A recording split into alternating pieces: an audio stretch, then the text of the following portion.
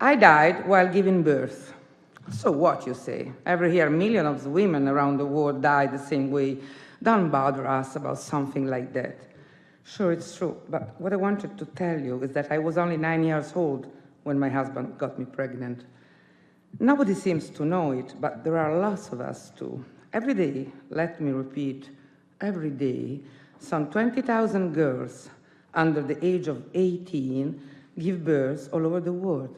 And lots of them, like me, are less than 14 years old. Does that get your attention?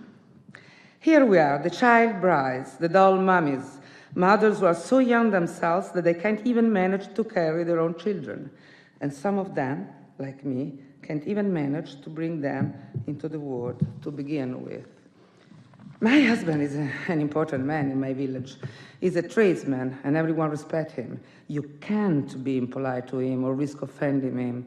In fact, when he asked my father if he could marry me, Daddy really couldn't say no, even though he was 5 times my age. Besides, my future husband had already offered my father quite a lot of money in exchange for his little girl. You can't imagine how proud I was. Finally, I was worth something to my family. That even gave me extra helpings at dinner time for a week before the wedding, as if I were a boy. Women are always saying, what a nuisance it is to have their periods. I wouldn't know, because I only got mine once. It never came again, because after just 1 month, I was already pregnant. Granny had told us to be better to wait at least a year to celebrate our honeymoon. But my husband was a man, and he needed a woman, especially for that, you know. Men aren't mean. They just have to find some relief. Why should they go and waste good money on some lady when they've already paid for a wife?